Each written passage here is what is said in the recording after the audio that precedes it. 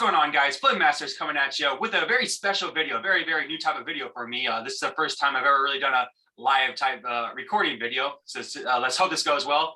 And I'm pleased to be joined by Russell Muscle TV. What's up, dude? Really happy to be here. I love everything Survivor, talking about it, excited for the new season. And of course, I'm excited to be on your channel again.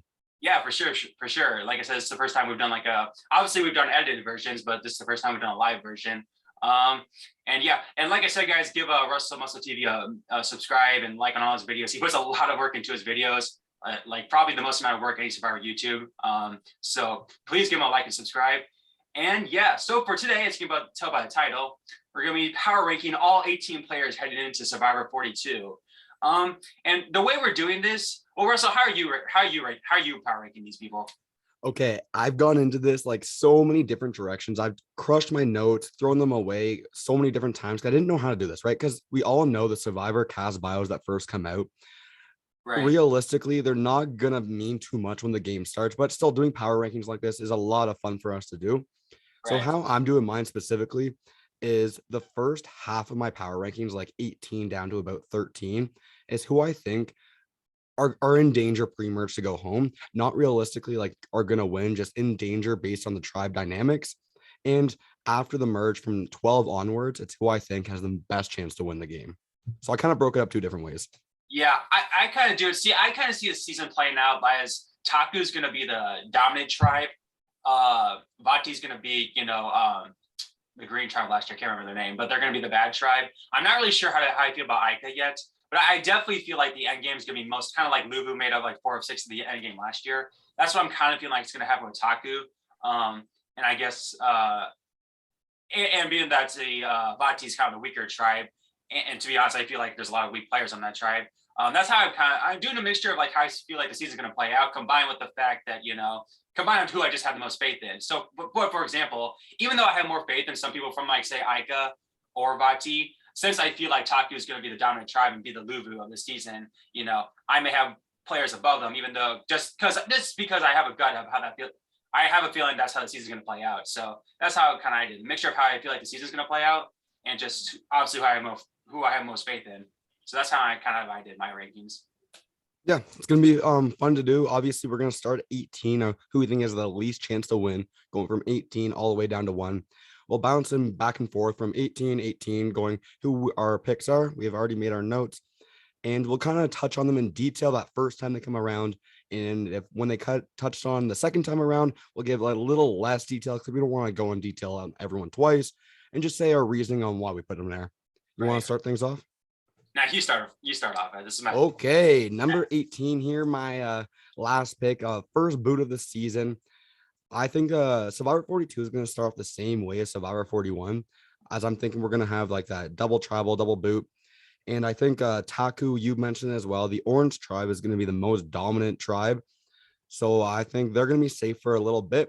I have Zach Werdenberger as the first boot of the season, or at least chance to win the game. Really? Wow. Yeah. Zach on the Ika tribe, obviously the blue tribe. And I have a couple of reasons for why I think he just doesn't have a chance. One, he's on one of the weaker tribes, in my opinion. And two, I could be completely wrong. Could go either way. He could win the game. You could definitely see he's the Adam Klein type. But I think this is the wrong season for a super fan like Adam Klein or Zach Werdenberger to win this game. All the preseason bios, everything we've seen, not many people on this season are very super fanny Survivor. Yeah, if you're being casted on Survivor nowadays, you're gonna be a fan of the show, but they're not as eager as super fans as what we saw in season 41. So I think Zach being a major super fan of the show, that people might start to get a little annoyed by his super fan antics early on. And that Adam Klein type, I see the Ika tribe early on that they're going to be targeting their younger members because they have a lot of mixed bag on that tribe. So I think he's either going to be early boot of the season or all the way to the end. And I just don't see that happening for how weak his tribe is. What are your thoughts on him? Well, like I said, I have a lot. I won't say where I have him, but I have a lot more confidence in him than I do, than obviously you do. Because here's the thing, you're right, he's on the younger tribe, but again, the majority, since there is Swati and Tori on his tribe, I feel like, he couldn't get alliance with them and maybe say Dre as the other, like kind of the athletic type. And so I feel like, again, I don't have much of a read on Ika, however you pronounce it. So again, kind of in your shoes, he could very well go home early, and I could be totally wrong. But I definitely I have a lot of confidence in him. Actually, I have a feeling he's going to play more like an Adam Klein type game and make a nice deep run. So yeah, I actually do have a lot of confidence in him. But again, I could try, but I just really don't know. I can't really get a good read on. But out of all of them, I feel like I trust Zach the most, being that like he is. I feel like he's a student of the game, which can be bad, but I feel like he's going to be not even an Adam Klein type, even like a Spencer type. Let's say like they do go into the minority at the merge for being weak. I feel like he can work his way in and maybe not get to the end, but definitely work with, as a vote when needed, like Spencer was in Kagiyan. So I actually do have a lot of faith in Zach. Yeah, it's all about, and it's gonna be interesting too, seeing our picks at the very, very end. How I have Zach my number 18 spot, and it looks like you're gonna have him a bit down the line here. Who's your first pick? Well, my first pick, and I hate to say this, and it's funny because I remember this is my first ever comment on your video, because I was so excited to see her, but I just don't trust Lydia. I have her at 18. And the thing is like, I almost feel like it's her Instagram's kind of giving it away. Like, I mean, despite on her Survivor, like she seems like a kooky character is going to be an outcast. Obviously not the strongest player in the world, could make her an outcast. And obviously Vati is the weaker tribe, so she's probably going to be going to a lot of tribals. I can't imagine her if they go to like 3 or even 4 tribals. I can't imagine how she makes it to the merge. And even if she somehow makes it to the merge, I just don't feel like she's going to fit in. I can't imagine. I cannot imagine Lydia ever in a million years being the winner of Survivor 42.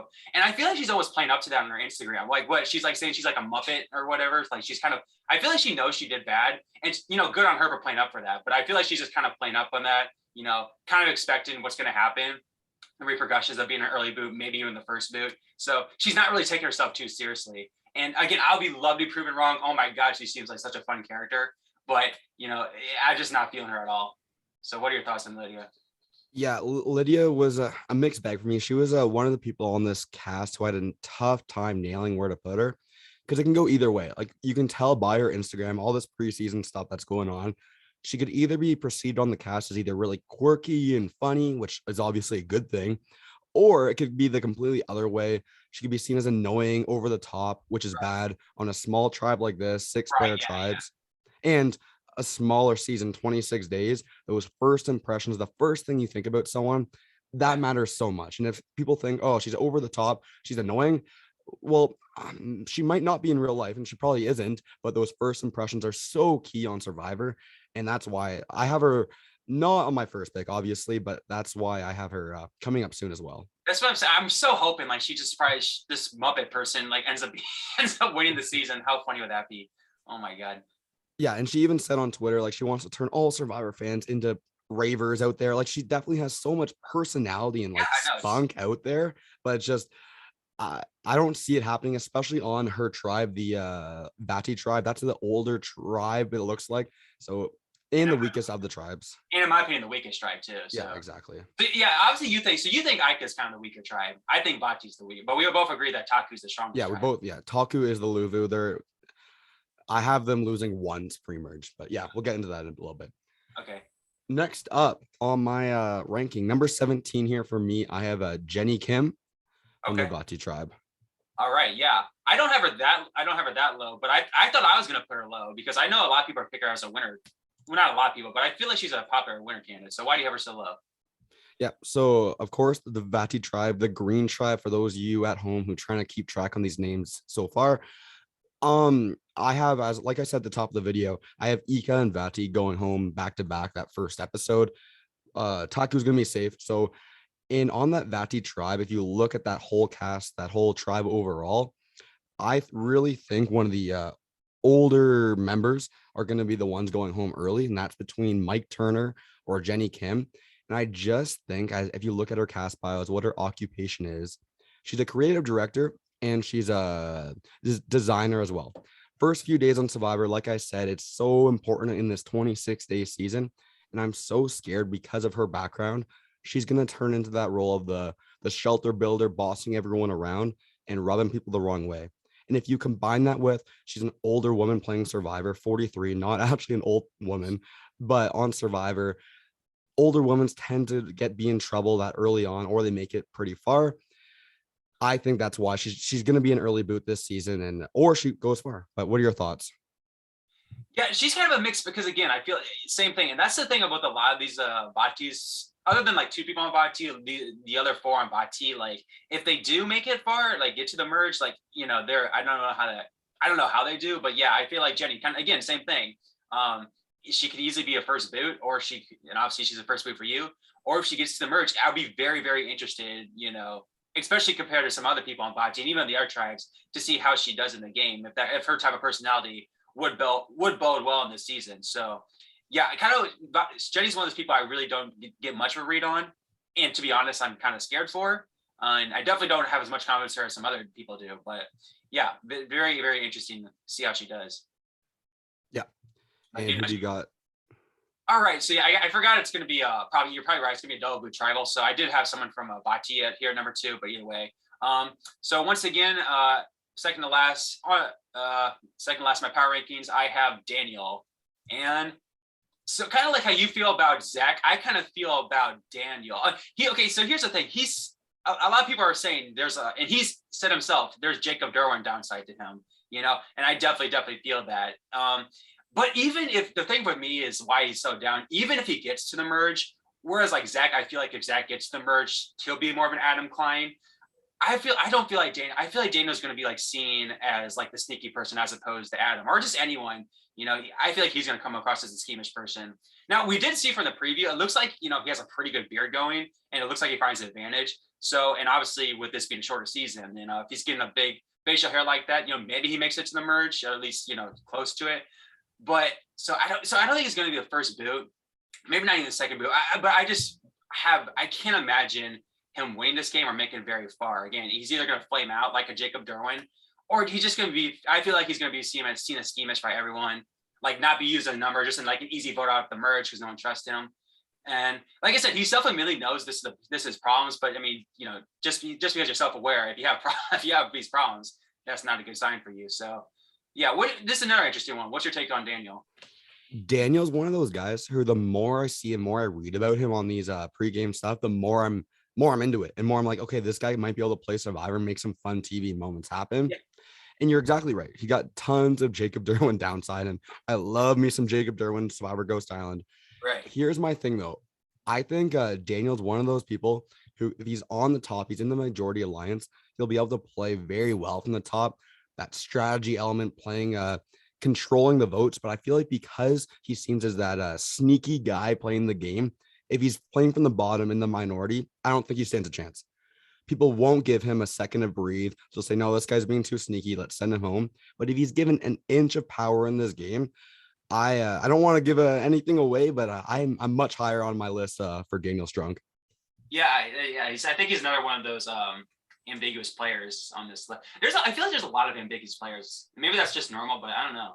I feel like there's a lot. I think that's what's going to make this cast super, super fun. I'm really high on this cast overall. Yeah, right. I feel like last year is okay. Everyone's picking Deshaun, Erica, of course, Ricard, obviously, but this one is a very interesting mix. Or even like the first boosts are pretty obvious from last year. So, yeah. But yeah. So I have Daniel 17. All right. So who's your 16, Russell?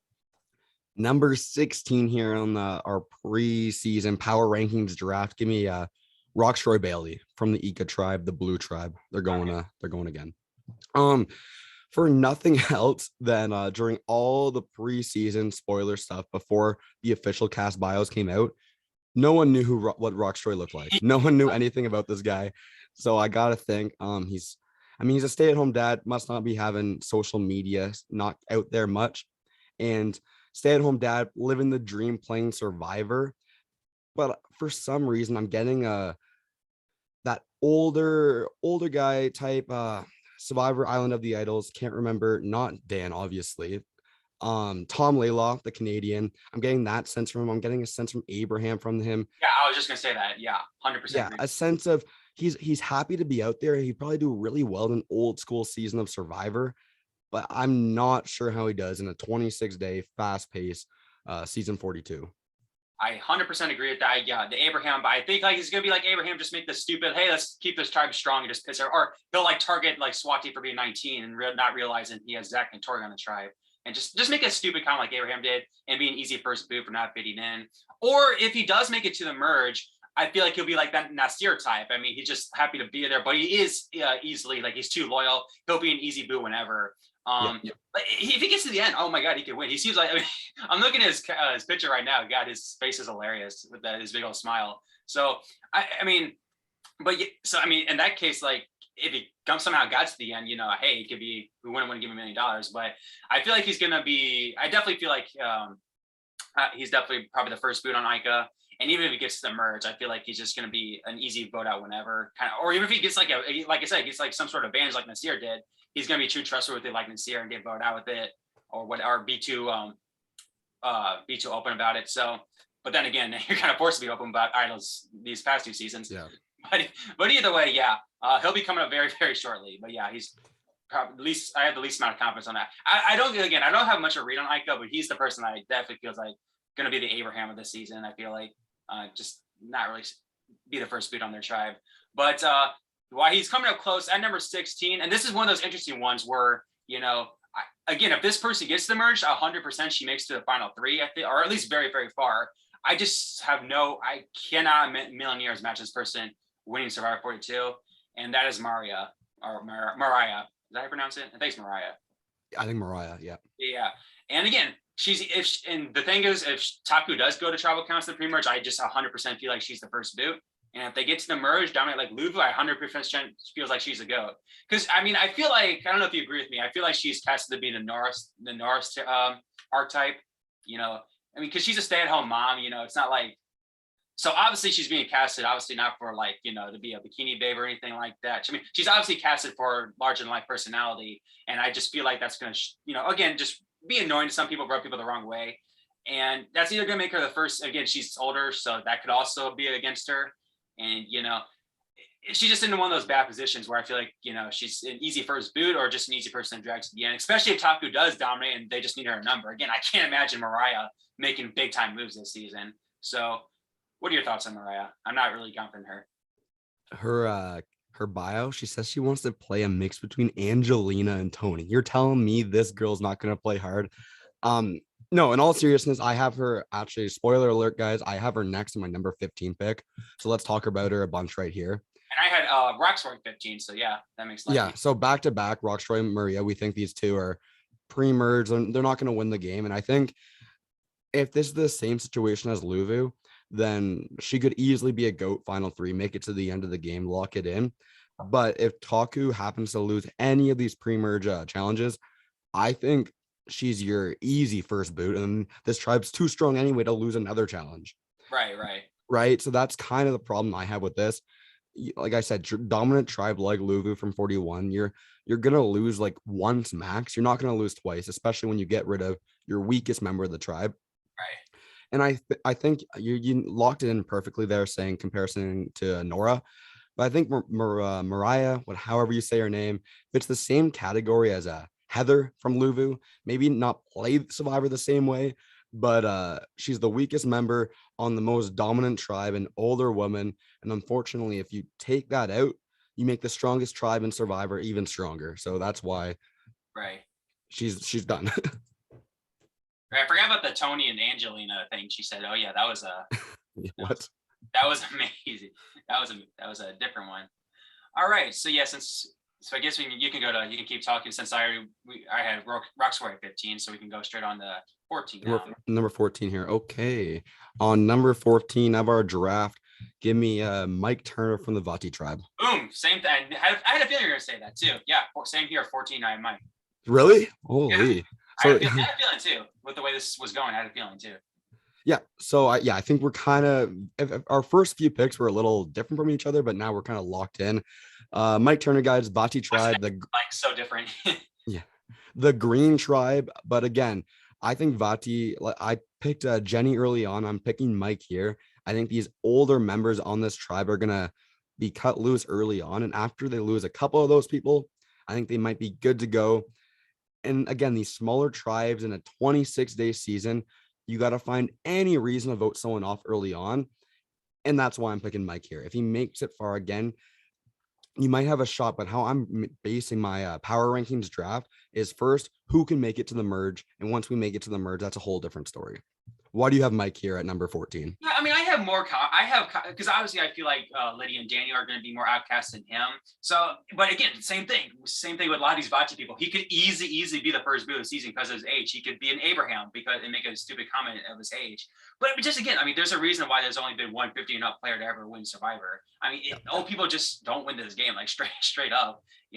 So I mean, there's just so much going against him, and it's just unfortunate because that's the thing. He seems like a pretty strong player. I mean, he's an ex-firefighter, so he's gonna be a pretty strong player. Again, could get massive if he somehow gets to the end and gets respect, but he's gonna have, again, with Vati again being the weaker tribe. If he was on, say, like, Taku, I'd maybe be a little more up on him. But I mean, again, combined with his age, pretty much his age, mostly, just those don't produce winners like that, and that can make him an outcast, especially, if like someone like Daniel plays better than I expect, then he's definitely gonna be an outcast with Lydia. Maybe in the first boost, so yeah, with Vati being the weaker tribe, his age playing a big factor, and I don't know, it's just one of those things where I just can't imagine him playing. I think he'll play hard, but yeah, I feel like he has too much down potential to put him in much higher than 14. I think he plays harder in a more strategic game than a Rockstroy or an Abraham type. But my only problem is with like that first thing you see, 58 years old. Yeah, exactly. That's too old to play Survivor. Yeah, it sucks too, But. Yeah, exactly. Okay. Next up, we already talked about it, guys. Give me Lydia Meredith from the Vachi tribe, the Green tribe. Okay. All right. Yeah. So if we're keeping track on the same thing, if Survivor 41, this will be our last vote out before the hourglass twist. So the last technically pre-merge before swaps and anything happen. If this Vati tribe loses again and again, there's no way Lydia's going to make it through this many tribal councils, and this is a weaker tribe. And the same reasons we said before. Okay, I think the older people are going to lose this tribe first, but after that, any reason to vote someone off, you're going to do it. And like I said, she's quirky and funny. Okay, she's good. But if anyone perceives her as annoying and over the top, then why keep her along any longer? Right. But to be fair, though, if it is before the merge, that could be reason to keep her around because if you're, she could be an easy target come the merge. Yeah, you never know that way. So for my pre-merge, I tried to break it down pretty equally, but pre-merge I have 1, 2, 3 people from Vati, 2 from Ika, and 1 Taku. So yeah. Okay, cool. Yeah. Who's your 13? All right, so you're gonna have to talk about this guy. I have no idea what to.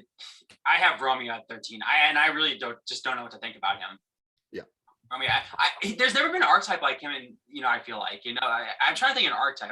I have no read on of how they're gonna play out, and I literally have no read on Romeo. He could do fine, but like even for like people I have a bad read on, at least I have a read on them, or like how the season's gonna play out. Again, I don't know how Ika's gonna do, and I have just no read on Romeo, so I don't really know what to say about him. So you're gonna have to take over on this one. What do you think about Romeo? Yeah, I have Romeo coming up soon. I don't think he'll go pre-merge. That's why I have him a little later, because there's always a potential squeaking in those numbers. But again, not much of a read on this guy. The notes I have is smart thing with the list I made is that I made it to be targeted minority. Like, here's my thing with Romeo. Like you said, the archetype, who is this guy going to play like? He has in his bio, he's not going to play like anyone in Survivor history. Oh, that's hilarious. First of all, that's bullshit. Like, 600 people have played this game. You're going to play like someone. But it's exactly what we're saying right now. Who is this guy going to play like? That's so funny. I didn't realize. He does want to achieve great Survivor historical moments like Sandra, Sari, Parvati, Rupert, and Rob. He wants to be remembered. Okay, let's do something crazy here out in Survivor. Be memorable. Unfortunately, yeah, that's what we got for Romeo. I'm hoping you prove us wrong. Yeah, I would love to be. I'm so interested to see him, but I just have literally no read on him, and so I can't put him much higher. I don't think he'd be a first boot or anything, because that's like Rockstar. I have a bad feeling about him, but yeah. So and that's the thing. We'll see. That's the thing with this power rankings draft. Those first couple of people we pick are who we think have zero chance to win the game. Right. And the people on the end are who we think, 100%, these people have really high chance of winning Survivor. Right. And everyone in the middle, we're like, who knows, right? Who knows, right? Yeah, exactly. So obviously we're on number 12 now. So this will be after the hourglass twist. Someone's going to smash the hourglass because you're kind of crazy if you don't. Yeah. Right. And if everyone forgets what the hourglass is, if you try to block that out of your mind, now I'm assuming that it's going to be played out the exact same way and it's not going to be changed. Maybe Danny convinced Jeff and Survivor Production to switch things up and make it a little less insane. But if the hourglass is played out the exact same way, then someone who wins the challenge ends up losing the challenge instead. So, which means a big physical threat is probably going to be going home here. And that's why I have, sadly, Jonathan Young.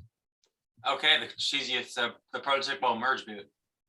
Yeah, prototypical merge boot who in 41 it was Sydney, and we haven't really seen that prototypical strong alpha male merge boot happen much recently, but I just think he's going to be vulnerable. He wants to win the most individual challenges in Survivor history. He's obviously a huge physical threat, and unless he has something crazy up his sleeve because of the hourglass twist, he's gonna be vulnerable at this tribal council. That is true. Yeah, right. He could have a 1-6 chance instead of 1-12 chances of being a merge boot. That's a good point. Yeah. Right. And if you let this guy any room to breathe during these individual challenges, I think like he's a beast. He's gonna do really well. And that's why I have him at number 12. Really sad. I'm really looking forward to seeing this guy play Survivor. It's just I don't think he has much chance to win, maybe go far, but I think that's why putting him right in the middle of my rankings is a good spot for him. Yeah, I feel like that's. I mean, I definitely I have him a lot higher, and I definitely think he'll be a fan favorite as well too. So, but again, I'm so scared. And not to just say that. Oh man, I am worried that might happen. He'll be the Sydney, this big time character that's taken out easily. But at number 12, and I don't know, I'm interested to see where you have this person and where most people have him but I have Dre Wheeler. And to me, because here's the thing, I mean, she has a lot of good things to like about her, good age. She is, I mean, I feel like I can't imagine her ever being like a pre-merge dude on the Ica tribe unless she does something really messed up.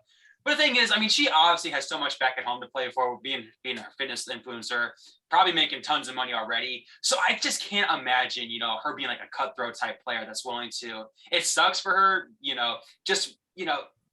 it sucks that it's like that to, kind of put her business, I wouldn't say put her business in jeopardy, but kind of give her a bad name. She could easily play like an Erica type game, nice loyal game, make an easy split vote decision, take a big threat out like Shan.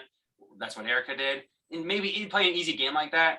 But I just feel like she's, I feel like she knows she can't play like too hard with everything she has back. And nor does, I think this is more just like a great experience for her, great experience for her brand. And I just can't imagine her playing like an insanely great game, especially in this short season where you got to play hard and make some big moves. So I feel like kind of like Jonathan's a safe pick for you at the merge. And just in general, these mid-couple picks are kind of safe picks, aka people don't have much of a read on. I just feel like Dre is the ultimate player, literally the ultimate safe pick because I feel like she's going to be a safe player. So, but again, what do you feel about Dre? Her biggest pet peeve is dishonest people. So that gives it all right there. First of all, go Canada, go. Our first Canadian on this list. Oh yeah, you're probably gonna have all the Canadians up high.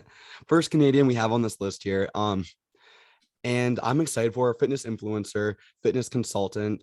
Me and Flynn Masters, our day jobs are working in gyms, so this is really cool for us. This is she's very, she's like literally the most famous like Instagram wise to ever be on the show. So yeah, over 600,000 followers last time I checked, which is insane. And I never thought about that the way you pointed it. She can't play a very evil, malicious game because it'll hurt her personal brand. Right. But even on the other side of things, like her fitness influencer, it can be either really good or really bad. It helps her. She can relate to people. She knows how to grow that following, talk to people. But at the same time, I get a sense that because her following on Instagram is so big that she thinks she's better than other people. And I'm worried that in a 26, I keep bringing this up, Survivor 26-day season. I'm okay with 26-day seasons, but it plays the game a different way. Right. Yeah. These first impressions are the most important things. And she doesn't like dishonest people. She's got a lot to lose back home with that brand. And I like the pick here. Yeah. Next up for me at my number 11 spot, maybe you can talk about him a little bit now. We have Romeo Escobar. Yeah, well, like I said, I had nothing to say about it first. So yeah, exactly. Romeo Escobar, guys, Ica tribe, the blue tribe back home. Hopefully you remember it all by the end of this video. For now on, I'm counting this as guys the in the merge. comments. guys in the comments, put Ika or Ika, because Yeah. I think it's Ika. I think Russell think it's Ika. So one of us is right. Romeo Escobar. So I have number 11 onwards. This is our merge. We have these are all the players that are making the merge onward. And so now how I'm basing my power rankings is who I think has the best win percentage. Like if you play Survivor a million times, who's going to win the most? Okay. And I just have Romeo here simply because I don't have a read on him and I don't think he's going pre-merge. So that's my only reason for having him here.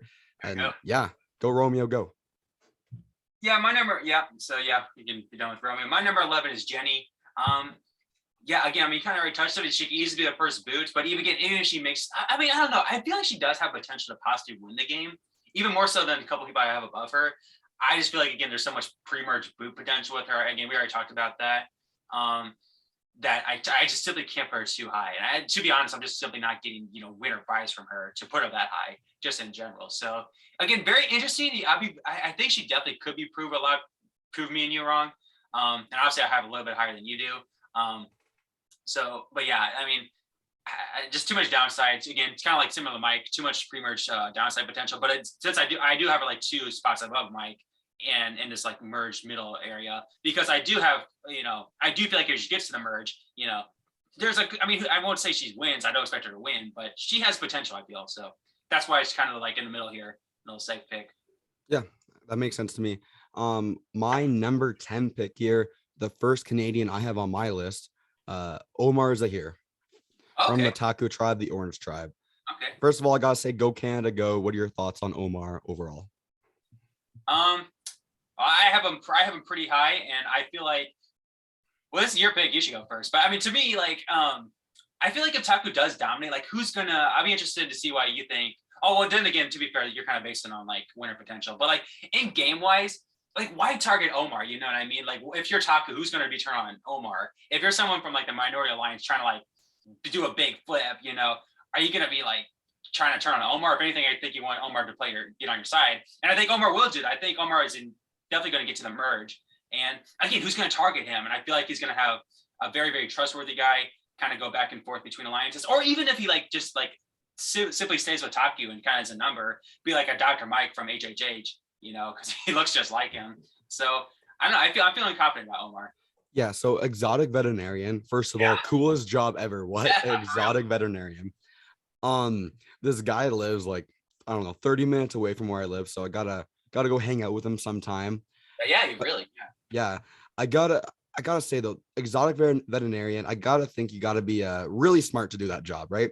Law school, and I think he's too cocky and too smart for his own good. I don't get the vibe too much from reading the bios, but when watching all the interviews we've seen so far from the cast, I get the sense that he thinks he's better than everyone else here, and he thinks he's the smartest guy in the room, and that's going to start to drive people nuts pretty early on in that season. That's why I have him at my number 10 pick, because I don't see him going home early at all. But I think someone who can't manage their threat level, and that'll be a big theme as I go my list overall. People who can manage their threat level are going to make it farther, and I just don't think Omar can do that.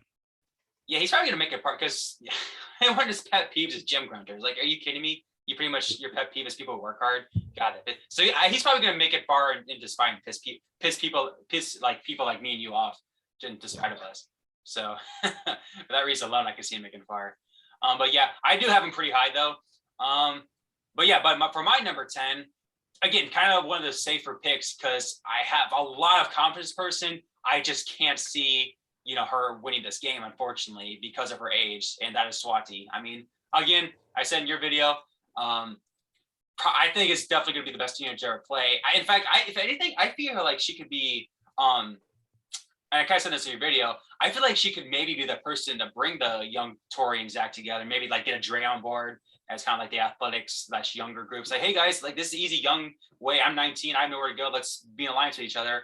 So in that way, I can almost see her like running Nika or making the majority alliance. And again, come to merge, I feel like she's going to be a hard player. Not saying she's going to make these crazy moves, but definitely kind of be like a flashy player, kind of like Xander was last season. maybe look for finding it. I feel like she's gonna play hard and play smart. I have so much confidence in her. I love her bio. She's like directed her own show. That's really cool. And of course, Harvard, of course, and National Guard. I mean, there's so much to like about her. But she's 19. I hate it. Just like if Swati's sitting like by a Roxroy, for example, are you really going to give a 19-year-old Harvard student the $1 million over Roxroy? Or just any of those things. It's just one of those unfortunate things where like I can't imagine unless she's sitting by like I don't know. I can't think of a Final Three combination where she wins unless she plays like an amazing game. Which I mean, she could, but then when she's playing an amazing game at that point, she will eventually be targeted. So, and I just don't see her being like that big a physical beast to save herself, or finding that many new guys to save herself. So, I have a lot of confidence there. I just can't imagine her winning the game. So that's why she's right in the middle here. I'm super high on Swati, and I'm super excited to see her play. And she's gonna be coming up a little later on my list, but exactly like everything you said, especially the things you mentioned in the video coming out on my channel. Check it out. I was trying to find a way to promote that, but yeah. I like the points you made about her bringing kind of like the younger players on her tribe together. And there you go. That's how she wins in the end, getting a young cast of players into that final three. And she's the one making the moves. And it looks like she has a very big mind for Survivor, obviously incredibly intelligent. Right. I'm really like, that's why I'm really high on Swati. And her bio is amazing. Thing she says, who's your hero and why? Elon Musk. Yeah, boom, exactly. That's awesome. Yeah, I've never been so more confident in a teenager, but my only problem is the same problem you have is she's a teenager. Are you really gonna give a teenager $1 million? And I think the only way she does it is if she locks in that younger players alliance and brings that to the end. Pull them all the way to the end. You're gonna be the dominant player and hope for the best. I hope, yeah. I would hate to see, say what you want. I mean, I won't say what people want about Xander, but I hate to see, another young player, yeah. Well, we won't compare Swati to Xander. That's two different things. But I hate to see her play an amazing game and not get, just not get any votes because she's a teenager. But so we are halfway through. They're at the top half now. Who is your number 9, Russell? My number 9 pick in our power rankings draft. Give me Drea Wheeler. So we already touched on this with you. She was your number 12 pick. Right. Number 9 for me. So I'm a little bit higher up on Drea. Obviously, Ika Tribe, go Canada, go. But the same things we mentioned on your list, I'm a little higher, I think, strictly on the Canadian aspect. Yeah. But she's not going to be malicious. She wants to keep her brand going. She's has a huge following, probably one of the biggest mainstream celebrities that's ever played Survivor. So for those reasons, I don't think she's going to play a crazy cutthroat game. I like the comparison you made to maybe like a smaller Erica type game, make a couple key moves to get her to the end, and that could do it. But if she needs to make any insane move, she's not going to hurt her brand for TV. So I like the reasoning. Drea, number 9. All right, my number 9, again, kind of a safe pick, because she's really the only archetype of many archetypes, that either do really bad or can win. But at number 9, I have Tori Meehan, I think. The very interesting job occupation. A therapist, but isn't like a eating disorder therapist. That's pretty cool. Which is kind of interesting though, because you're going to be starving on Survivor, so that could actually help their tribe, and I didn't even think about that. But again, she could either be Michelle, be the archetype Michelle, or she could be Sarah and be. I don't think she's gonna be a first boot, but again, like her archetype is just always just a target. If you even look at someone the wrong way, it's an easy way to target. And again, I don't feel like she'll be the first boot, or even I feel pretty confident about her making the merge. It just that's why I'm kind of going to safe route here at number 9. There's potential for her to be good. I mean, her archetype's always a popular pick, but her archetype's always also an early boot potential too. And again, Ika just have literally no read of how their tribe was going to play out the merge. So yeah, that's why I'm kind of going another safe pick here. But I would love to see Tori do well. And of course she has experience too. That's another big thing too. She has experience in a game show. What's the show called? Sequester, yeah, in a social game like this. I have personally never seen it. Have you seen her? I've never seen it. One of my viewers commented on it and telling me about it, so then I went to check it out. She did pretty well on the show. She has a mind for social strategy, whatever you want to call this. I think even 6th place, I think, right? So that's kind of I could see her coming around that 6th to 10th place. Yeah. I'm gonna briefly touch on Tori because I have her much, much lower on my list. Let me just say that. So I want to keep all those positives for later on. Right. One negative I have about her though is she enjoys CrossFit, so that's never good. um, Therapist means she's self-aware to the max, and she knows what she's doing. And I'll touch on everything else a little bit later in this video, guys. So make sure you stay tuned for that. But there's so many reasons why I'm super, super high on Tori Meehan. Yeah, yeah. All right. Um, Next up on my list for the number 8 here, we're really getting down to it. Number 8, give me the last Canadian. I didn't even do this on purpose, but I have all 3 Canadians back to back to back. Number 10 was Omar Zahir. Number 9 was Drea Wheeler. And number 8 here, give me Marianne Okic. Yep.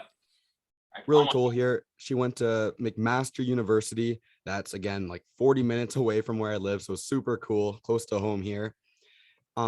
Taku tribe, so the Orange tribe, the most dominant tribe this season. We both think that. So I think she's safe to get far in the game. I just don't think anyone's going to let her get super, super far. And I have a couple people later on that it's the same kind of feeling. If you're too likable and just too much of a positive light on everyone's day, people are going to think you're too likable and you can't get to the end. And I relate this a lot to Elaine from Island of the Idols. She Boom. was voted out of that season simply for being too likable. And I think if Marianne's able to manage her threat level a little bit better, lower that down, make it not as likable as she seems, because from all of these bios and her videos, constant smile on her face, she seems like such a positive attitude at all times. Yeah. I think though, just too nice. And I think that might be the case for her. She's the good age, 24 years old, so not too young like some of the players on this cast. But I think if, again, too likable means you're going to be going home. And her biggest pet peeve is anything that just disrupts her sleep. You're on Survivor, you're not getting any sleep. No. Yeah, I'm so glad you said the lane comparison because the next 2 people on my list. So I'll just say what my 8 and 7 is because my next 2 people on the list are, pretty much I feel like have a lane, they'll make it to the merge, but again, they're going to be targeted around this area when Elaine was for being too likable. And so I have Marion. I agree with you almost. I have Marion at 7, but at 8 I have Jackson just because I simply feel like Marion's more safe come the pre-merge. That's the Yo. Hold up. I have Marianne at 8 and Jackson at 7. Yeah. That's crazy. Oh, no, we kind of feel the same way. I assume you have Jackson for the same reason, Yeah, exact same reason. Yeah, so there's no reason to talk about it. Just a lane downside. I feel like these are too likable to take to the end, and unfortunately, I don't see them being challenge beasts to win their way to the end, make them safe. So I can see Taku turning on them just because they're too likable. Easy vote for everyone at the final 7, around the final 8. Yeah, 100%. So we're 100% agree on those. Manage your threat level and they're good to go. But that's crazy how close our picks are. That's I had a feeling you would say that. Like once you said the lane, especially when you did the lane comparison, I had a feeling. We kind of agree with that. All right, so yeah, both. Anything else you want to say about Marion? Or because again, I pretty much 100% agree. I will say though, for Marion, I feel like because we saw from the preview, I think the core 4 here on Taku, even though I don't think they will be in trouble, it looks like Marion and Omar is going to be a pair. And I think Lindsay and Jonathan are going to be the pair. So if maybe, and that's the only reason why I have Jackson lower than Marion, if they somehow go 2 tribal councils, I feel like he'll be more of the outsider with Maria. So yeah, that's the only thing I would say. I feel more confident in Marion, throughout. But yeah, both of them. It's so cool how much of a, I don't even want to say fitness, but athletic, like living a healthy lifestyle this entire cast has. Yeah. Just on that one tribe alone, it's insane. So I'm really looking forward to this season in this cast. Really good job, Survivor. Yeah. That's some claps. Yeah, like I said, ever since what were you gonna say? Ever since this cast got announced, I was super looking forward to this cast. All right, yeah, see him play. Yeah. Number 6 here. Not sure how to say her name. We have Chanel Howell. All right. Get to from the Vati tribe, the Green tribe. Right. Been a while. Yeah. She's able to get things done and she's super convincing to do it. She's an executive recruiter. And it was super cool as I was making my super early Survivor 42 videos, somehow came across her Survivor audition tape. So I would always put that into my videos at the very beginning to kind of hook people in. So Chanel, thank you for that. Helping me get a few extra views there. My problem is though, I think she's going to be too power hungry and too commanding, being that executive recruiter type. And I see her playing a a lot like a Shan, type. 100% agree. I think a lot of people agree with that. Yeah, and then why was Shan voted out? Why did Shan lose the game in the end? Well, she wanted the power. She wanted to be in control every single vote.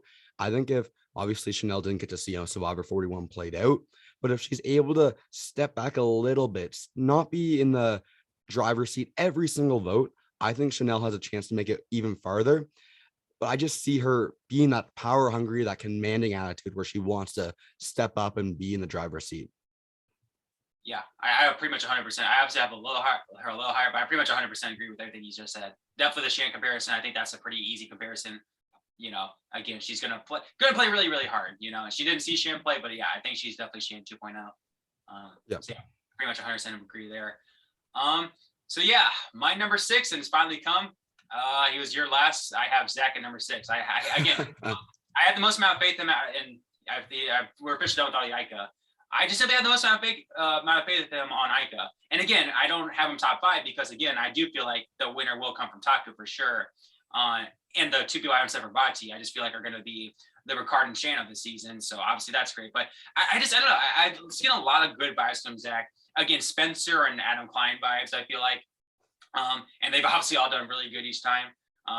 So yeah, I don't know. He seems like student of the game. And again, I feel like the one thing I will say about Ica is I do feel like, you know, that younger group will kind of be the core, maybe with Dre. So in that regard, I do feel even more confident Zach he can make it to the merge. And again, if it gets to the merge, like I said, I feel like he can maneuver his way, as opposed to someone like Tori, who I feel like will be targeted, or again, Dre, big time threat, or even Swati. Let's go for Swati easy, but at the merge, being a 19-year-old. Whereas Zach, I feel like will be like that Spencer type, who can somewhat maneuver his way and make it far, even if Ica's in that bad position come the merge. Mm-hmm. So yeah, I have a lot more. Obviously, I have a lot more faith in him than you do, but yeah, we'll see. Do you think if he's able to make that final 3, he's able to win? Or see, like you said the Swati Zach Tori final 3, like Swati could. I definitely think Zach could win that. I mean, yeah, you know, I think it'd be no, just curious because it's just I find it hard for and it's these younger players are kind of like grouped together in one or two of the tribes. I find it difficult how they win any of them if they're not all together. So it'll be interesting if they choose to align and think that way. Yeah, that's kind of what I'm thinking. Next up for me, we are on to the final 5, top 5, baby, final 5 of the season. Final episode of the season. Sorry, I have finally coming in Swati, yeah. Yep. Exact same reasons you had. I'm really high on Swati, and I think she'll make it a little farther. Again, she needs to be in the right situation to actually win the game. But I think she has the mind for the game. And if she can pull together the right group of players, I think people will actually listen to her. Now, if she's in an alliance with some older members, I don't know if they're going to listen to a 19-year-old. But if she gets the right group of people together, I really think she has a chance to win and be the greatest or one of the greatest teams to ever play Survivor. Yeah, whether or not, I definitely think she'll definitely be. Even if she like doesn't make it far as like a Julia, for example, I definitely think she'll be the most flashiest, unanimous best 19-year-old or teenager ever play. I was tempted to put her like even closer to number 1 on my list, but because she's 19 years old, I just couldn't put myself to it. But I think final 5 averages it out. So that's where I place her. Yeah. All right. My number 5, again, a very risky pick, but I don't know. The way, again, like you said, how Survivor is going, these guys should be targeted at the merge, but and especially with how I think this is going to play out, I do have Jonathan going pretty far, and he's my number 5. And again, he's such a standout, if you're someone like Lindsay, for example, or Marion or Jackson, who is going to be a big social threat at the end, why in the world would you ever want to get rid of Jonathan? Because again, then you're the next big threat. And especially if Taku is the majority alliance come the merge, well, you're definitely going to keep him around at least for a little while. And again, if he is in trouble finally at the final 10, 9, whatever, he could definitely win. Obviously, he's easily could win 3 or 4 immunities to save himself to reach this point. I just do eventually think, though, he will be taken out at some point. Or even, hey, if he wins 4 or 5 immunity challenges, what's he good? Is he going to do anything else but that? Or, in the jury going to respect him doing nothing else but that? So I don't think he'll be the merge boot. And again, I made a video about this. He could be kind of like a reverse shield for someone like Gabe, just simply by who he is. He's he might just be the biggest beast to ever play, dude. Like a 15 minutes with 100 pounds in your back, freaking insane. So, and I just feel like with Taku with the numbers, they all don't want to get rid of Jonathan because then they all be targets, because again, they don't want to pick themselves off in general, especially take out the biggest threat. And even when they do start trying to turn on them, you can obviously clutch out with immunities. But I do think he obviously has a tough road ahead of him, but I don't think he's going to be like a massive target right away. And because of that, I do feel like he has long game potential. And just in general, he seems like I wouldn't say a sweetheart, but a really nice guy to get along. I definitely think he'll be a fan favorite this season. That gets along with everyone. I really like Jonathan in this spot, the number 5 spot. Same reason I kind of put Swati, averaging it out. Maybe they'll do well, maybe they won't. I think the direction Survivor has gone into is kind of like very luck dependent. You got to get lucky with these advantages, these random twists they're going to throw at you. And a player like Jonathan, I think, can benefit the most from this luck. He's going to win a lot of individual immunity challenges. And if he happens to lose one, well, maybe he'll get lucky, right? And something crazy will be thrown at him. Here you go. You're safe at this tribal council or something. I don't know. I think Jonathan Young is a player I'm most looking forward to seeing. I just don't know how it's going to play out. These strong physical players have not been able to pull through with it. And in a interview, Jeff Probst said last year, a couple of years ago, that he wants to find a way to have one of these really athletic, strong players come through in the end to win. Is that, yeah. Get Joe so, win. Yeah, so there you go. And I think I'm really looking forward to Jonathan winning, not winning, playing the game. Spoiler. Spoiler, guys. Jonathan wins the game. I can't see myself putting him this near the bottom of the list, but I really looking forward to it, and good pick. Yeah. Number 4 for me, guys. We're down to it, and I'm looking at our list here. We both have some people coming up, 2 people on our list left. I have at number 4 Haizhang. All righty. Why do you have high at number 4? I feel like he's the most popular pick. Why do you have him at number 4? I couldn't really get a good read off him, strictly for one reason alone. Ricard says everyone should look out for this dude. And I was like, Ricard was a crazy Survivor player. I got to put him here. And that's why I did it. If you follow Ricard on Instagram, he's always posting about Survivor. You can tell he wants to play the game again. And he's posted about High a bunch of times. Okay, yeah. I feel like that's kind of like the most comparison. He's in such the perfect. I feel like he's the most popular pick. He's that perfect age. He's a physical threat, but I mean, he could easily win challenges. I can't imagine him ever going home in a pre-merge for being not good at challenges. And he's in that perfect spot where he doesn't seem too threatening, but he could easily win like 2 or 3 challenges like Ricard. He's just in that perfect spot. I just feel like it's almost like too obvious a pick. Where like I did end up going with the obvious pick Ricard last year. I just want to stay away from that this year. But so he's kind of pretty close. So pretty much obviously my final 4 is Omar Lindsay pair and High and Chanel pair. And ultimately I have Chanel and High at 3 and 4. But at number 4, I have Chanel. Just because, again, I feel like High is more of the Ricard who made it farther. Obviously, if they turn on each other, I feel like High will make the move. Whereas Chanel will get herself in trouble, make a sham type mistake, and just be too over-threatening. But I definitely think High and Chanel will work their way into the – I don't know if I'm saying that right. But they'll work their way into the majority, even if Vati does suck. Find advantages, play really, really hard. I just have more confidence in High. So, yeah, at 4, Chanel, 3 High. Yeah, and High, I kind of have the same problems with as someone like a Chanel, overconfident, overpowering. He says right here in his bio, he bought his first house at 24 years old, paid off all my student loans at 40K student loans by the age of 26. Cool, you're really successful. You've done some cool things, but is that relatable on Survivor? I don't know. I don't know if he can relate to other people who aren't as successful as this guy seems to be. So, okay, yep. Number 2 pick. Okay. Number 2, number 1. If you guys have been following along at home, my number 2 and my number 1 are 2 females. I think I'm not. Oh, no, sorry. Number 3 pick. I'm getting ahead of myself here. Yeah, number 3. I said 4 and 3. So yeah. Oh, number 3 is Daniel Strunk. So I'm. Oh, wow. Yeah. I forgot about him. Holy, yeah. Yeah. we kind of are different on you kind of view Daniel as the Zach. And I kind of view, so I feel like they're kind of same archetype, right? But you obviously opposite directions. Yeah, I feel like literally the same or the exact opposite. Zach will be more of your hero, your Adam Klein, your Spencer. And I feel like Daniel could be more of your Vochi or your Tony. It could go either way, right? Right. Like I said, Daniel, like the more I read and more I see from this guy, I'm really looking forward to it. And I think if this guy, obviously, I'm going to say this for any lawyer who ever plays Survivor, he can speak to a jury in the end. So if he's able to make it to the end and he's done something for that resume builder on Survivor, he's going to come through and at least get a couple votes. And that's why I have him this low on my list, number 3. All right. Yeah. Yep. All right. Cool. Yeah.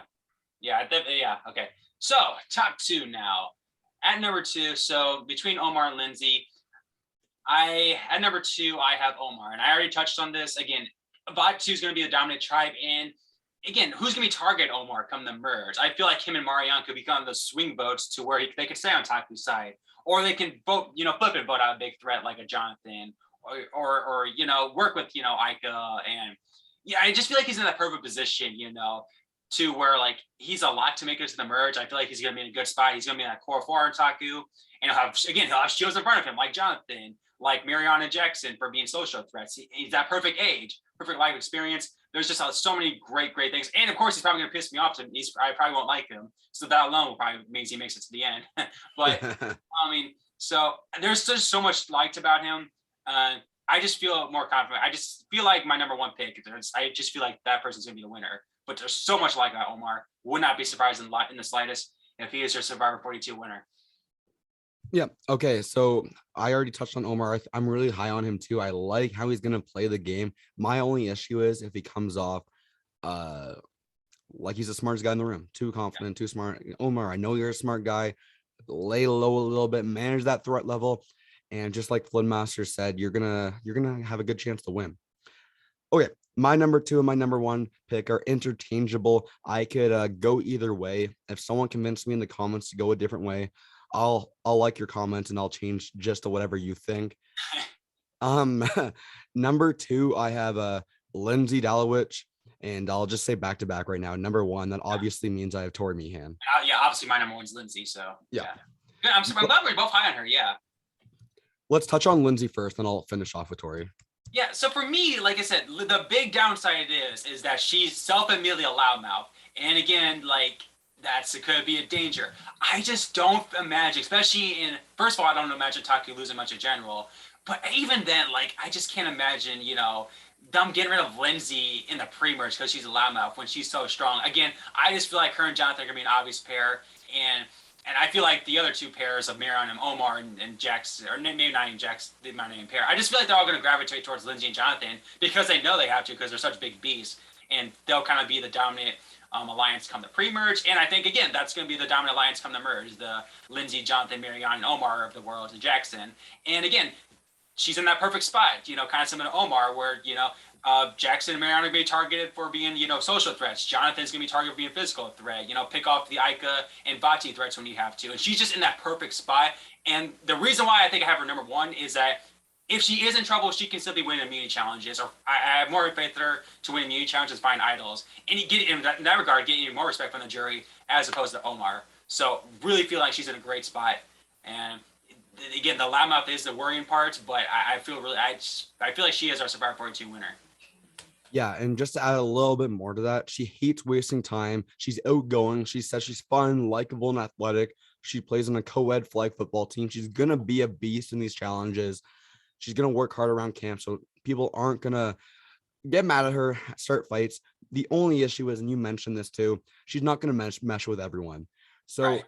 The only luck that I think Lindsay needs to have in her game is to find that good core, find that group of players that she does mesh with. And if she's able to mesh with them, good. She can win some challenges. I think she's outgoing enough to know to look for those idols, has a strategic gameplay. She's a dietitian, different than a nutritionist, guys, a dietitian, much more schooling involved in that, not just a certificate. So she's smart too. She's outgoing. You have her at number 1. I have her at number 2. Lindsay's, don't disappoint us. Play well in Survivor. And finish things off here. Tori Meehan, I have her at number 1. The Ika tribe, the Blue tribe. The only negative I have for her is CrossFit. Other than that, everything else is positive. She's a therapist, which means she's self-aware to the max. And Quickly shout out, guys, to the Soul Survivor podcast. They have around 400 subscribers on YouTube. I was watching their preseason draft of the cast earlier this week, and I found some really cool info on Tori that moved her up for me personally. So these guys said that she was purposely doing things in the pregame on Ponderosa to make her less of a threat and to make people trust her more. If you guys don't know, during Survivor 41, the pregame on Ponderosa lasted for about 10 days. It was one of the longest pregames ever. And if Survivor 42 is anywhere like that, those first impressions where you're not allowed to talk to people, but you see them, those are going to mean so much during a fast-paced 26-day season. So during this pre-game walking around Ponderosa, you can't talk to people. She wore blue, which is a color that makes you feel the most trustworthy and where people can open up to you. Well, to be fair, I think Ika's the blue tribe, and they kind of have to wear blue. But she also, she's scared that no, but during the pre-game, you can do whatever. Oh yeah, true. Yeah, okay. During the pregame, she was scared she's going to be perceived as a mean girl or really cliquey and things like that. So she purposely wore glasses, ponytails, baggy clothes, the biggest sweatshirt she could find to seem as down to earth as she possibly could. So she's playing this game from the get-go, from day one, as smart as she can. And to put the cherry on top, she has reality TV experience with Sequester. So I think maybe she's going to flame out and play the game way too hard from all this pregame stuff. But the way she's thinking about starting the game is the way I think I would personally think about starting Survivor, getting this much preparation involved. So that's why I have her at number one. Yeah, the other thing I would say, like, I don't know about you, she does not come across as a mean girl to me at all. I mean, she's obviously really pretty, but like, she just seems sweet as can be. I totally can see her doing this job already. So yeah, now that you say all that stuff, I do have a lot more. I do have comments to her, but you know, maybe she is playing a little too hard, too fast. But you know, 26-day season, you got to play that hard. But yeah, good pick again. Like I said, I had a feeling you go high again. Her type of archetype is always a not popular pick. So yeah, so those are our rankings. So yeah, any final thoughts on like the any final thoughts on your cast or like your rankings or something you could wish you could do over again? No, I'm really happy with our rankings. I feel like take out a few random picks back and forth, and our lists are really similar, which is crazy, guys. I promise we didn't talk about our list beforehand. We even purposely said, like, as we were talking about how we were going to do this video, we just said random names. We didn't want to give any spoilers about how we were doing this video. And I'm sure Flynn Masters will have something on the screen showing you guys our list, and they're very similar. So this was fun. Yeah. So what was our big difference was Daniel and what's his name, Zach. Those are the big differences we kind of were opposite on. And obviously you have Tori as a winner pick, where I kind of had her like numbered in the mid area. Other than that, we were pretty similar how the season's going to play out. A lot of our picks. So yeah, a lot of comparisons too, especially. So yeah, it was really fun. Thank you for having me. It was fun. Yeah, I'm glad this was fun to do. And speaking of that, guys, if you want to see more power rankings, let me know. Or want to see more power rankings or just more weekly Survivor content for me to do. I know I didn't really talk much about 41 last season while it aired, but I'd love to have Russell back on or other Survivor YouTubers or just me in general talk about Survivor 42 as it airs as a little thing to do on the weekdays. But anything else you'd like to say, Russell? Again, thanks for coming on. It was really fun.